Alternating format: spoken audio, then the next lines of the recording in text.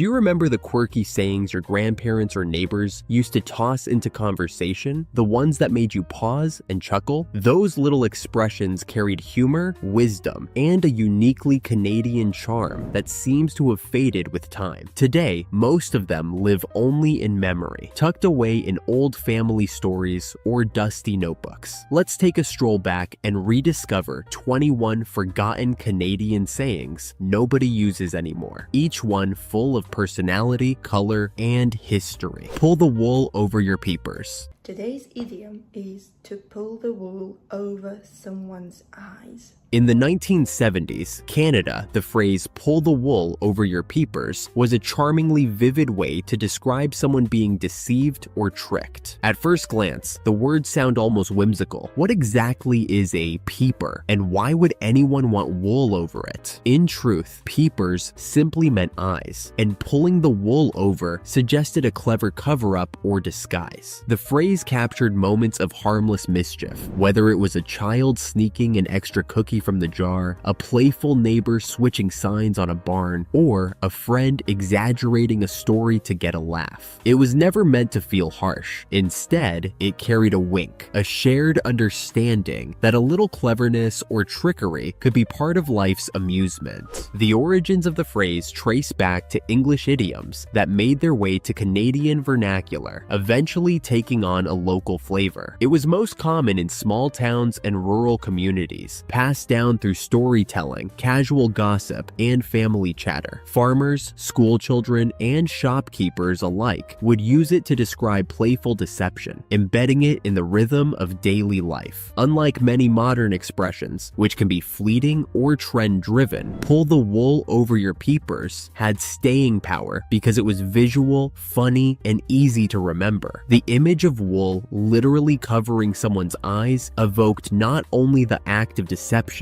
but also a gentle, humorous understanding of human behavior. Using the expression in everyday conversation was both practical and playful. Parents might admonish a child attempting a small misdeed with a cheerful, "Don't try to pull the wool over your peepers, young man," while friends could joke about someone exaggerating a story with, "Looks like he's trying to pull the wool over your peepers again." The phrase allowed Canadians to describe slyness or harmless trickery in a way that was entertaining and memorable. It painted a miniature scene in the listener's mind, adding personality, humor, and cultural nuance to everyday talk. Viewed today, pull the wool over your peepers feels delightfully old-fashioned, almost theatrical, and imbued with nostalgia. In an era dominated by emojis, abbreviations, and rapid-fire slang, it reminds us that language once carried texture, humor, and a touch of imagination. The saying invited listeners to visualize a scene, appreciate cleverness, and smile at the harmless trickery it described. Reintroducing it would bring a playful, distinctly Canadian flavor back to conversation, a reminder that even deception, when framed with wit and charm, can be entirely harmless and thoroughly memorable. It's more than a phrase about trickery. It's a celebration of observation, storytelling, and the cozy, humorous rhythms of 1970s Canadian life. As handy as a pocket on a shirt. In the 1970s Canada, the expression "as handy as a pocket on a shirt" was a delightfully folksy way to describe something utterly useless or redundant. At first glance, it seems almost nonsensical. After all, pockets are meant to be handy, right? But that's exactly where the humor lies. The phrase was a playful way to poke fun at objects, situations, or even people that promised utility yet delivered none. Imagine a chair that collapses under weight, a spoon with a hole in it, or a snow shovel that snaps mid-use. Everyday frustrations that Canadians could laugh about. The saying captured the spirit of gentle exaggeration and observational humor that characterized much of rural and small-town life. The origins of the expression expression are deeply rooted in communities where practicality was valued above all else. Farmers, tradespeople, and homemakers often relied on makeshift solutions and clever improvisation, and humor was a natural companion to resourcefulness. Saying that something was as handy as a pocket on a shirt became a shorthand for shared understanding. Everyone knew what it felt like to rely on something that failed to deliver. The phrase painted a vivid mental picture and required no additional explanation, making it both practical and amusing. Its charm lay in the absurdity of the comparison, paired with a tone that was simultaneously affectionate and teasing. Using the saying in everyday conversation was simple but effective. A parent might sigh at a newfangled kitchen gadget and mutter, "Well, that's about as handy as a pocket on a shirt," while a friend might tease someone struggling with a poorly designed tool. "Looks like that's about as handy as a pocket on a shirt, eh?" Its cadence and clarity made it easy to drop into casual talk, and the slightly sarcastic edge gave it playful bite. The phrase worked as both commentary and comic relief, turning minor frustrations into shared moments of humor. Unlike today's shorthand expressions or clipped slang, it relied on imagery and imagination, inviting listeners to picture the futility for themselves. Viewed through a modern lens, as handy as a pocket on a shirt feels wonderfully quaint, almost theatrical in its exaggeration.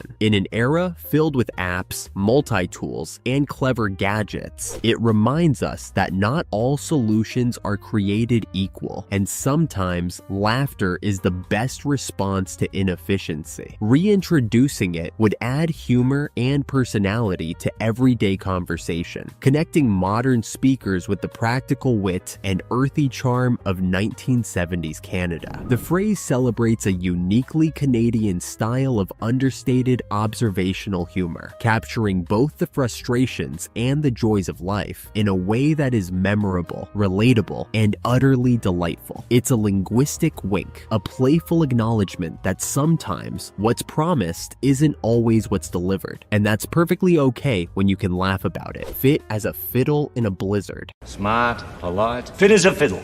Fit as a fiddle.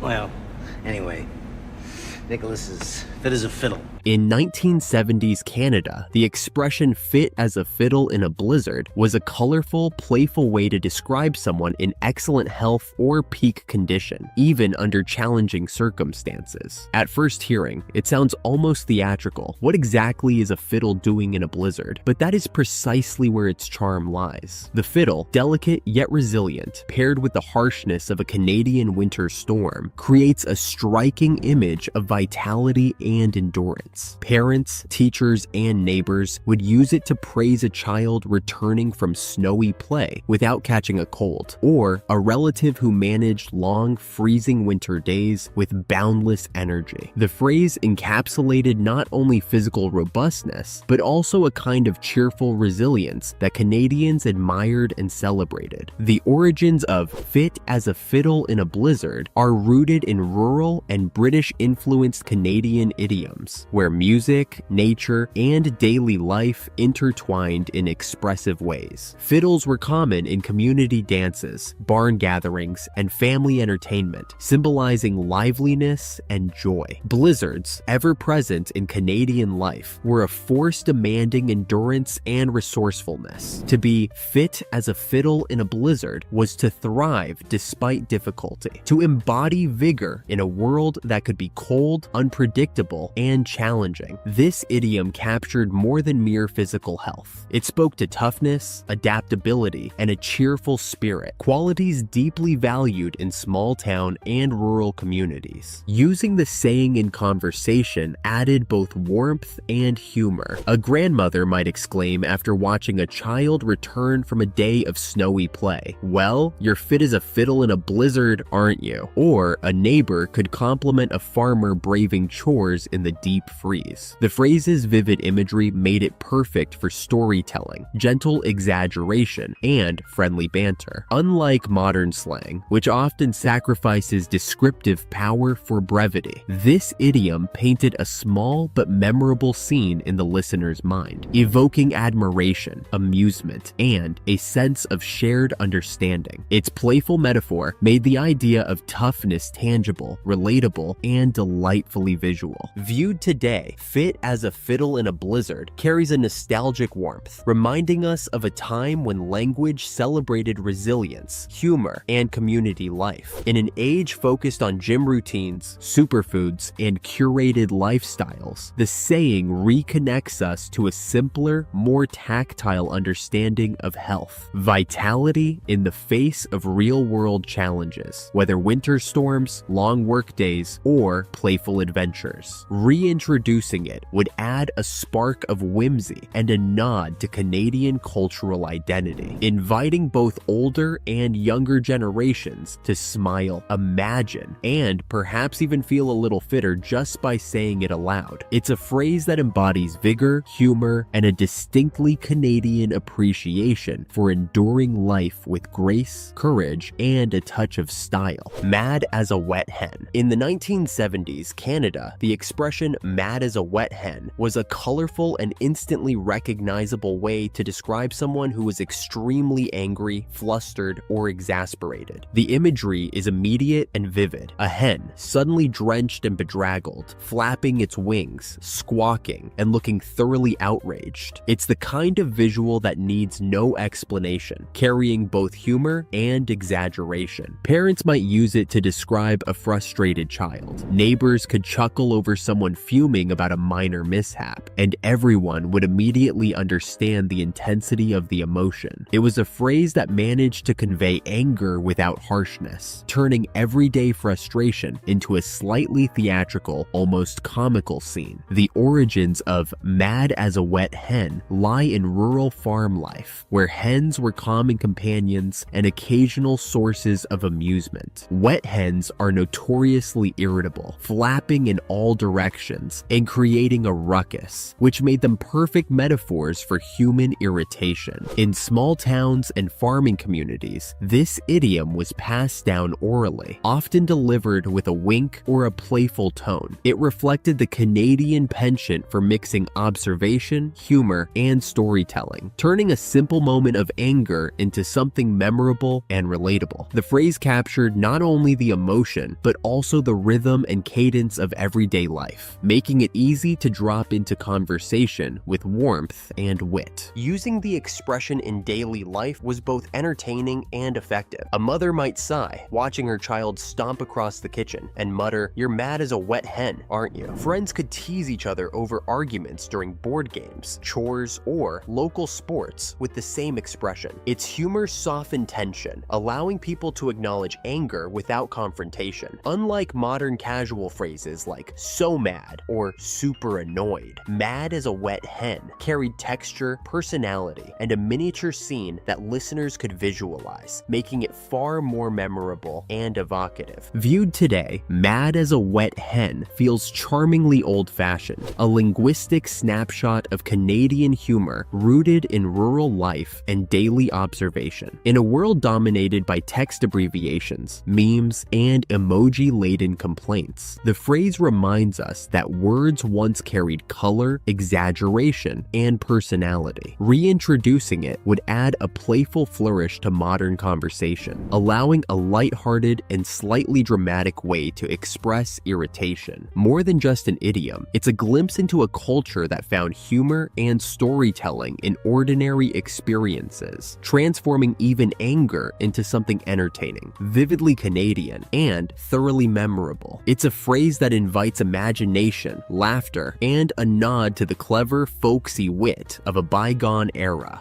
Don't spit into the wind. In 1970s Canada, the saying, "don't spit into the wind," was a cautionary piece of folk wisdom, delivered with the kind of straightforward practicality that rural and small-town Canadians appreciated. At first hearing, the phrase sounds almost humorous. Spitting into the wind might conjure a comical image of someone accidentally hitting themselves themselves. But its underlying message is serious. Avoid actions that will backfire or harm yourself. It was used to remind people to think ahead, act with caution, and consider the consequences before speaking or behaving rashly. Parents, teachers, and community elders would often offer it in moments of advice or gentle admonishment, grounding the lesson in everyday, relatable imagery. The origins of this idiom are rooted in agricultural and frontier life, where the forces of nature were a constant presence and practical experience guided much of daily living. Wind could be unpredictable and relentless, just as life's challenges could be. By using a simple, tangible metaphor, spitting against the wind, the expression communicated a broader truth. Foolish actions have consequences, often returning to affect the instigator. It reflects a culture that valued observation, prudence, and wit, and that frequently drew lessons from the natural world in ways that were easy to remember and share. In everyday conversation, the saying was both instructive and memorable. A parent might warn a child about tattling or acting rashly. "Don't spit into the wind, young one," implying that their actions could boomerang back on them. Neighbors or friends could use it to caution against gossip, hasty judgments, or risky undertakings, relying on the phrase's vivid imagery to make the point clear without lecturing. Unlike modern expressions like "think before you act" or "that'll backfire," it carried a sense of humor and a touch of theatricality, making the lesson more engaging and easier to recall. Its simplicity and visual impact made it a staple of conversational wisdom, grounded in everyday observation rather than abstract advice. Viewed today, "Don't spit into the wind" feels both quaint and timeless, a reminder of a period when language was richly metaphorical and culturally grounded. In an era dominated by instant communication, memes, and brief admonitions, the phrase encourages reflection, patience, and a touch of humor while delivering practical guidance. Reintroducing it would add both color and clarity to modern conversation, allowing speakers to advise, warn, or tease with wit and imagery. It's more than a warning, it's a window into a Canadian approach to life that balanced humor, observation, and common sense, offering a linguistic nod to the practical, imaginative, and folksy wisdom of the 1970s. Charmed like a cat in a creamery. In 1970s Canada, the expression "charmed like a cat in a creamery" was a delightful, whimsical way to describe someone who was utterly pleased, fortunate, or in a state of bliss. The imagery is immediate and vivid. A cat surrounded by the rich smells and tastes of fresh cream and dairy, basking in indulgence and contentment. It conveys a sense of simple pleasure and good fortune, with a folksy charm that felt distinctly Canadian. Parents might use it to describe a child enjoying a rare treat, while neighbors could employ it to comment on someone who seemed unusually lucky or satisfied with life. The saying captured joy in a tactile, visual way, turning abstract happiness into something amusing, tangible, and easily imagined. The origins of the phrase lie in rural and small town life, where cats and creameries were familiar sights, and where observing animals was a natural source of metaphor. Cats were valued for their curiosity and cunning, often rewarded with scraps and treats from farms, while creameries represented abundance, comfort, and the fruits of hard work. Combining these two elements produced a metaphor that was playful, vivid, and rooted in daily experience. The phrase reflects a culture that celebrated humor, observation, and storytelling, turning ordinary moments of satisfaction into memorable linguistic snapshots. It was an expression passed down orally, often delivered with a knowing wink or lighthearted chuckle, making it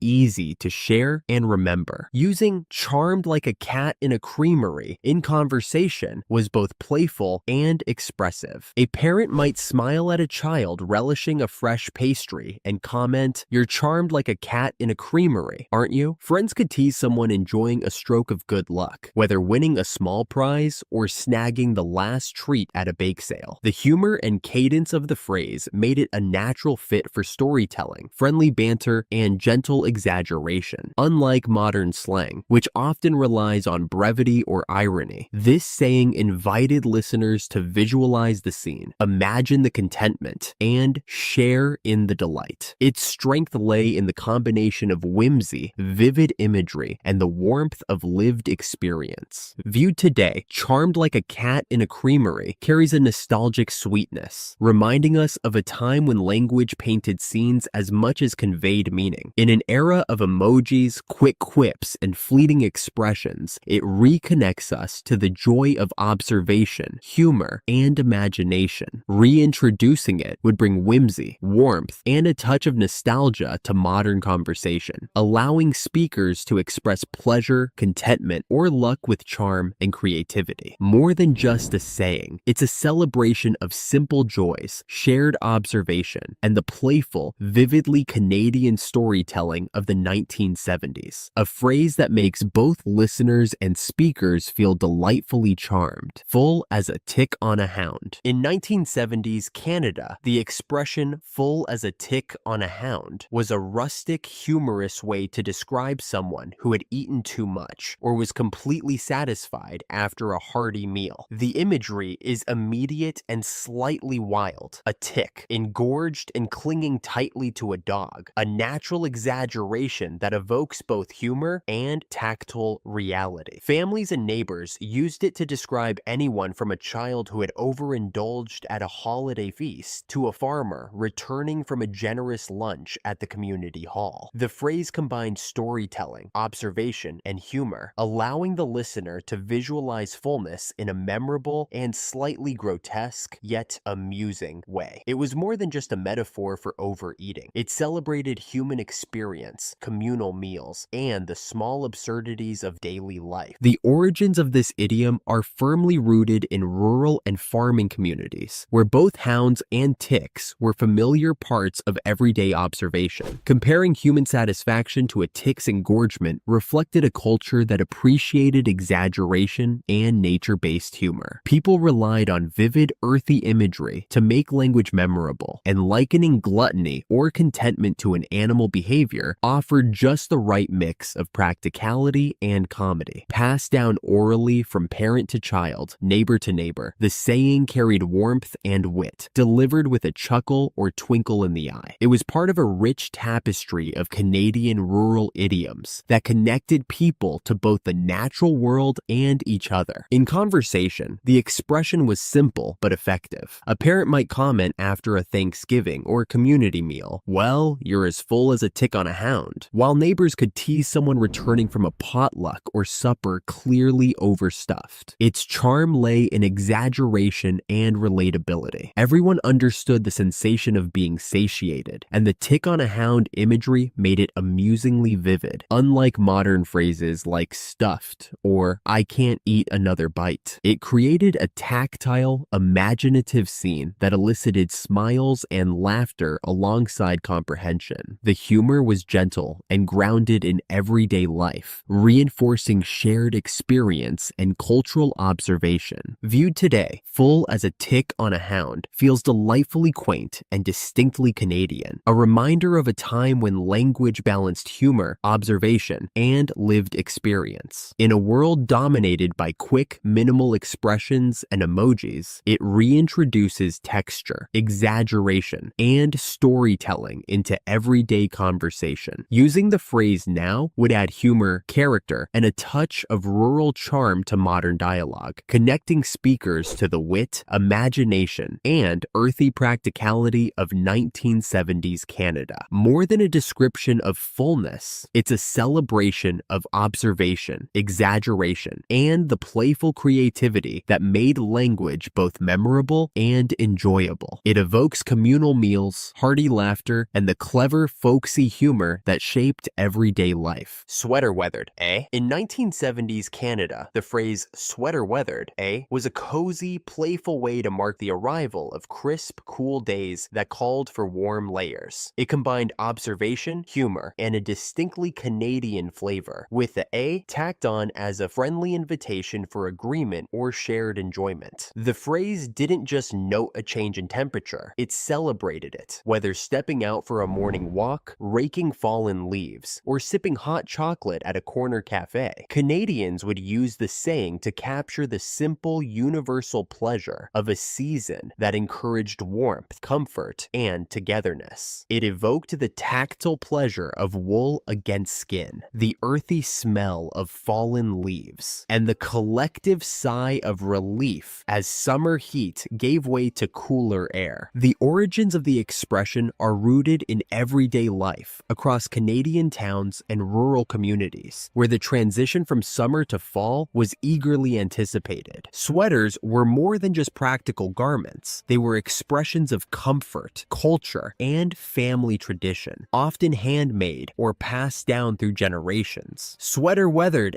reflected a Canadian tendency to find joy in ordinary experiences and to celebrate seasonal change with humor, camaraderie, and observation. The phrase acknowledged the shift in weather while simultaneously inviting social connection, a small but meaningful way to participate in communal life. In conversation, the saying was as much about connection as it was about description. A neighbor greeting another on a crisp morning might grin and say, "Sweater weathered, eh?" prompting nods, smiles, and lighthearted discussion about whose wool was scratchier or whose scarf was longer. Families could remark on the first day they had to dig out their sweaters, and children might chime in with excitement about autumn activities. The rhythm and cadence of the phrase, paired with the familiar "a" tag, gave it warmth and personality, making it a small but cherished part of daily interaction. It turned a simple observation into a shared moment, celebrating the beauty and predictability of nature with a touch of humor. Viewed today, sweater weathered,